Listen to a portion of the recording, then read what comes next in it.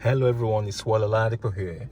If you're considering buying a Mercedes-Benz C350e, the hybrid version, this is the car. This is the 2016 version. I understand that many people might want to try out a used version, a used car, before they spend the money on the new version, the 2022 version. This is the 2016 that you can actually pick up between 13,000 and 25,000, depending on how many mileage. If you compromise on the high mileage, you get it cheaper. But it's a great car to drive. I've just driven it for almost 200 miles, and I've not even shifted my seat. It's extremely comfortable. Now listen, I used to own 2016 a 330 series, the 3 Series, BMW 330e, the hybrid version, and I had to sell it because it wasn't that comfortable on a long journey. The driving is good, the handling is good, but if you prioritize comfort and luxury, in my opinion, trust me, the Mercedes-Benz C-Class wins it. I know they've stepped things up in the latest version of the hybrid alternative, the BMW, the 2022 version. But I've not driven the 2022 version of the C-Class, which I believe is upped its game as well. Now, I've just driven this for about 200 miles. Look at that.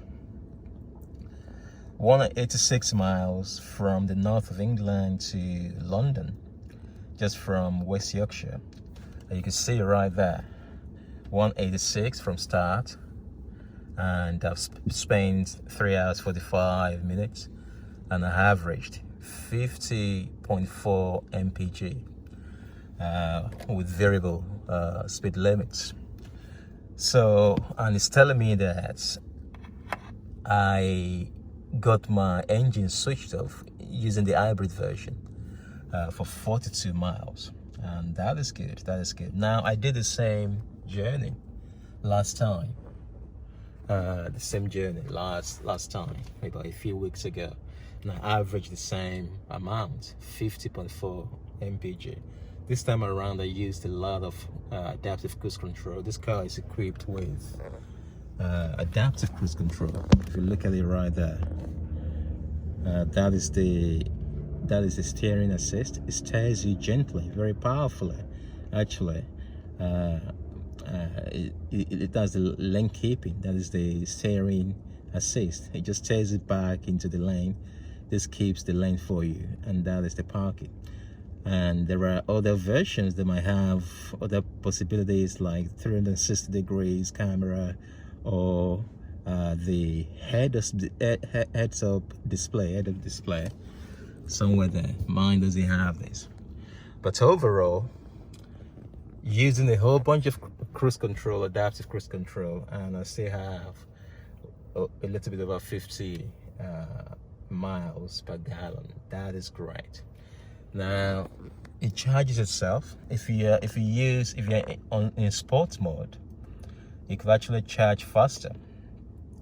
Since I got the car, I've put 766 miles on it, and I've averaged 47.8 mpg, including the city driving, the countryside driving, and the motorway driving. So it's not bad at all. And this is putting out, nearly 290 horsepower and over 250 torque. The hybrid version, the fuel version, the battery is 6.4 kilowatt hour. Although Mercedes said this particular car, the 2016 model, will do around 90 miles on full electric. I've been driving it for nearly 800 miles now. I have to let you know that he hardly can get 12 miles.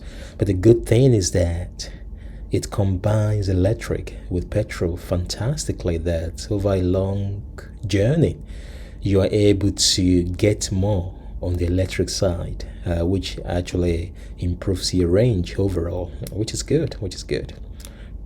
So if you go to the shortcut right there, you'll be able to see quickly access some of your recent buttons that you've used. So if you go to consumption or energy, let's see how many percentage of battery I've got. Like that's 14%. It was fully charged when I left Bradford. So I still have 14%, and it's been able to combine that with a petrol engine and enabled me to be able to over time from 766 miles. I used the hybrid version, 256 miles.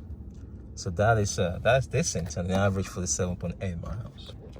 So if you're considering buying this car, I recommend it. It is the closest thing to an S-Class, but the smaller version. And it's a pleasure to drive. The steering wheel is superb, absolutely superb. Nice and weighted. It's not too light. It's not too heavy. It's just right. And the cabin is just it's just a chic luxury. You know, anywhere you look. This one has come with a optional panoramic or whatever it's called, sunroof. So that's awesome. You can actually open that.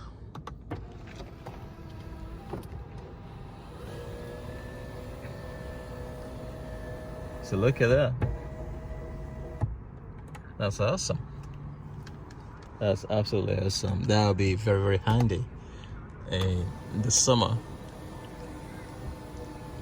So I want to make sure I close that right now. Good. So everywhere you look, I would have loved a Burbister sound system over there, but never mind. You can't have it all.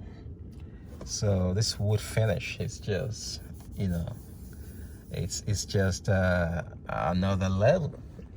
You know, I've got, some of you have watched my videos, I've got the EQC 400, the electric version Mercedes, and it's because it's the EQC version. It has a similar central console like this, but I would have preferred my EQC to have the wood finish like this. Mine came with the black shining piano black trim, which is susceptible to fingerprints and a whole bunch of scratches. You know, can't imagine. It only took my wife to rescue a stray dog. She loves rescuing animals. Imagine that, driving a brand new Mercedes EQC over £65,000 car, and you've decided that you're going to rescue a dog. And she rescued this crazy dog, and she put the dog in the car. The dog just went crazy on all the piano black trim, scratches everywhere. So I have to forgive her because I think the dog is more important than the car. I believe that. So that is that. But this is a great quality alternative, which I actually like. A lot of people complain about the information system of this particular car, which is a little bit dated, but yes, it's actually functional. If you don't know that there's a shortcut here, you'll be having a headache trying to figure out a whole bunch of things. If you just go to menu right there,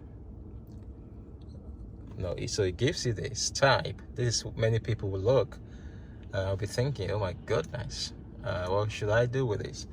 Use this rotary knob right there. You could use this touchpad. They actually do the same thing.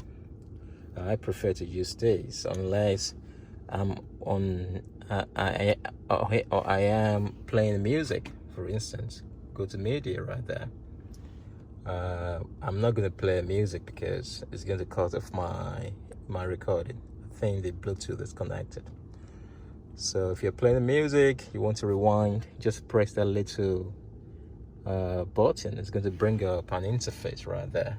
And you could just flip left or right, you want to fast forward or rewind, or kind of switch this left or right. Either you want to rewind or you want to fast forward. So simple, absolutely simple. Look at it right there. The shortcut is there as well. The shortcut is there as well. For you to have a quick access to some of your favorites. Navigation is great. It's just a nice place to be. A very, very nice place to be. So it's what a lot of people here. Hope you've enjoyed the video. Please give it a thumbs up, and I'll see you. And subscribe if you're not on board already. Subscribe. I'll see you in the next video. Thank you.